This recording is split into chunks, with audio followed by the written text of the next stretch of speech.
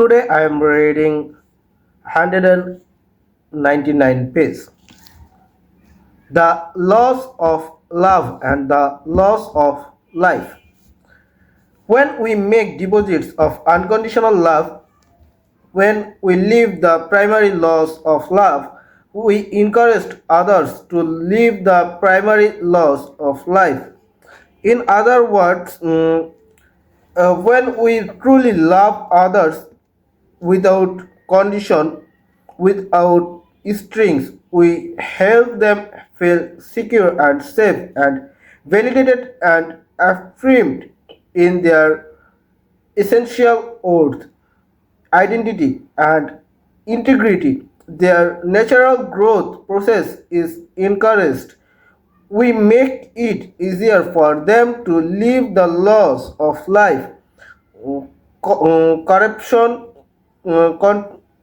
corporation, contribution, self discipline, integrity, and to discover and live true to the highest and best within them.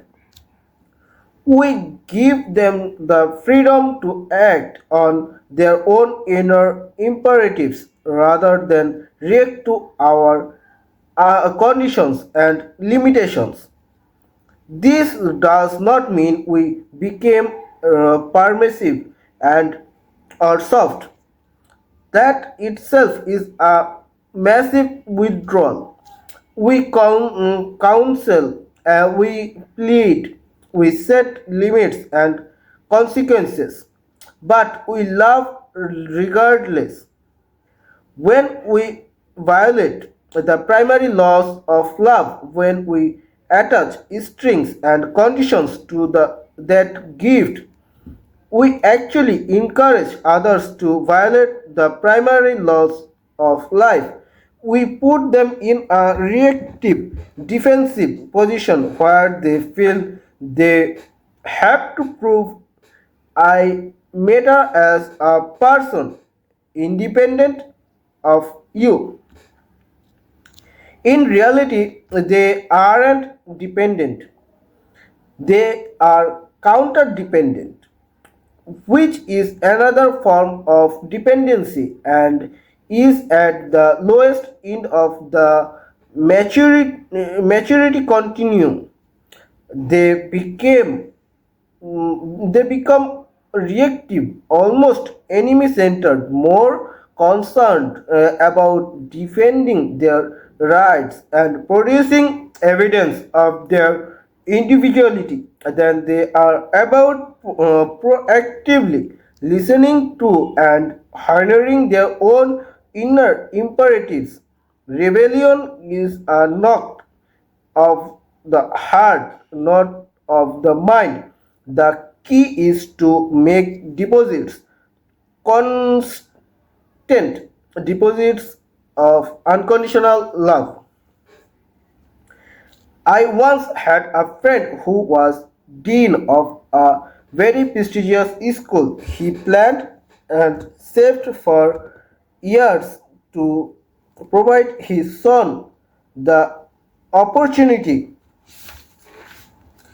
to attend that institution, but when the time came, the boy refused to go. This deeply concerned his father. Graduating from that particular school would have been a great asset to the boy. Besides, it was a family tradition. Three generations of attendance preceded the boy. The father pleaded and urged and talked. He also tried to listen to the boy to understand him, all the while hoping that the son would change his mind. The subtle message being communicated was one of conditional love. The son felt that, in a sense, the father's desire for him to attend the school outweighs The value he placed on him as a person and as a son, which was trivially threatening. Consequently, he fought for and with his own identity and integrity, and he increased in his resolve and his efforts to rationalize his decision not to go. After some intense soul searching, for the father decided to make a sacrifice to renounce conditional love. He knew that his son might choose differently than he had wished. Nevertheless, and his wife resolved to love his son unconditionally, regardless of his choice. It was an extremely difficult thing to do because the value of his educational experience was so close to their hearts and because it was something they had planned and worked for since his birth. The father and mother went through a very difficult rescripting process, struggling to really understand the nature of unconditional love. They communicated to the boy what they were doing and why, and told him that they had come to the point at which they could say in all honesty that his decision would not affect their complete feeling of unconditional love toward him.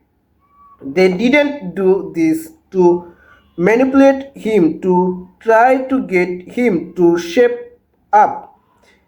They did it as the logical extension of their growth and character. The boy didn't give much of a response at the time, but his parents and such a paradigm of unconditional love at that point that it would have made no difference in their feelings for him. About a week later, he told his parents that he had decided not to go. They were perfectly prepared for this response and continued to show unconditional love for him. Everything was settled and life went along normally. A short time later, an interesting thing happened. Now that the boy no longer felt he had to defend his position, he searched within himself more deeply and found that he really did want to have this educational experience. He applied for admission and then he told his father, who again showed unconditional love by fully accepting his son's decision. My friend was happy but not excessively so because he had truly learned to love without condition. Deck Hammer's Scholl, past Secretary General of the United Nations, once made a profound, far reaching statement. It was more noble to give yourself completely to one individual than to labor integrity for the salvation of the masses.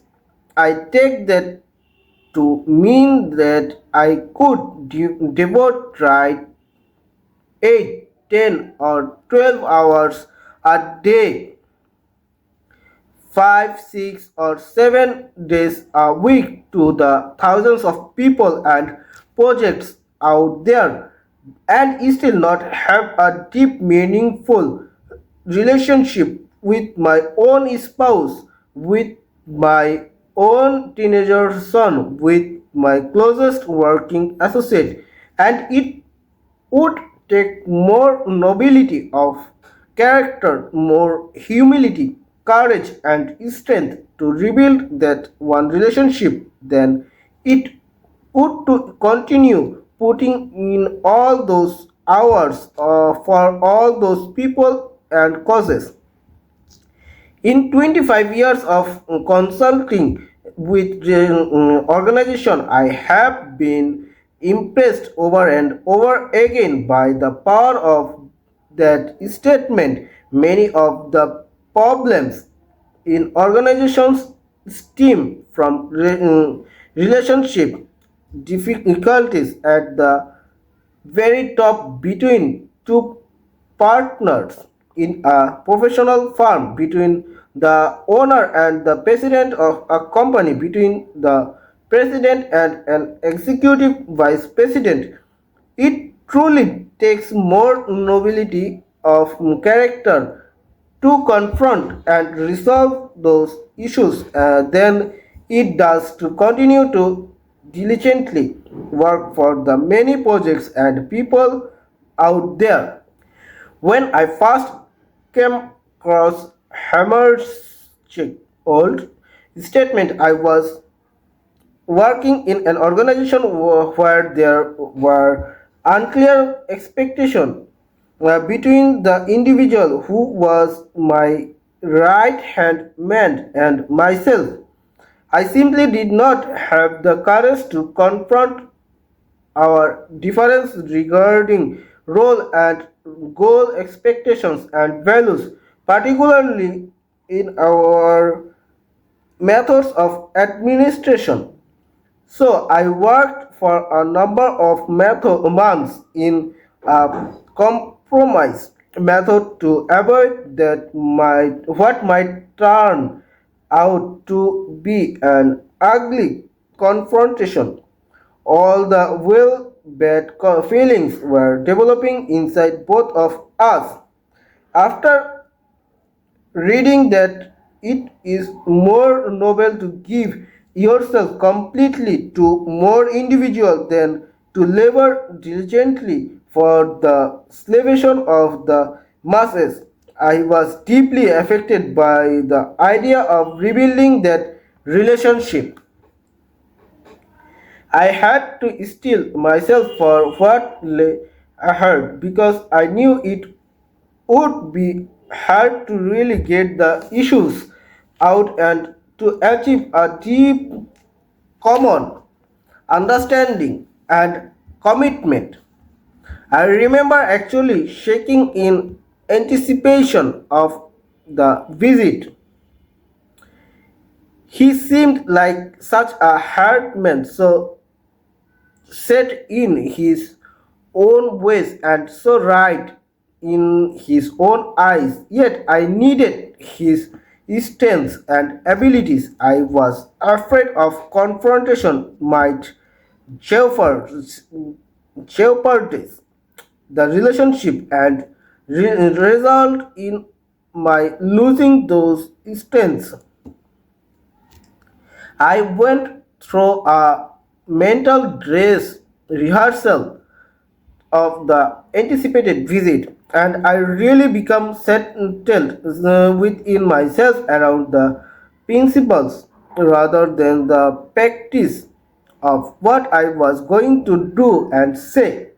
At least I felt peace of mind and the courage to have the communication. When we meet together, to my total surprise, I discovered that this man had been going through the very same process and had been longing for such a conversation. He was anything but hard and defensive.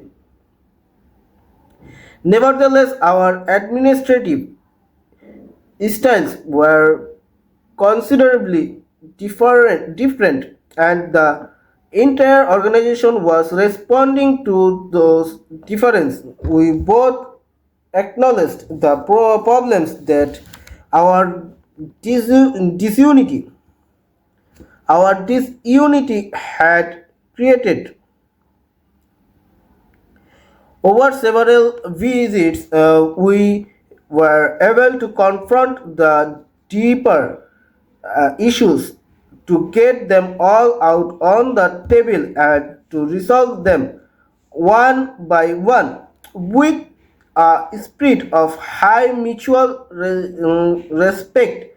We were able to develop a powerful complementary team and a deep professional affection, which added tremendously to our ability to work effectively together, creating the unity necessary to run an effective business or a family or a marriage requires great professional strength and courage.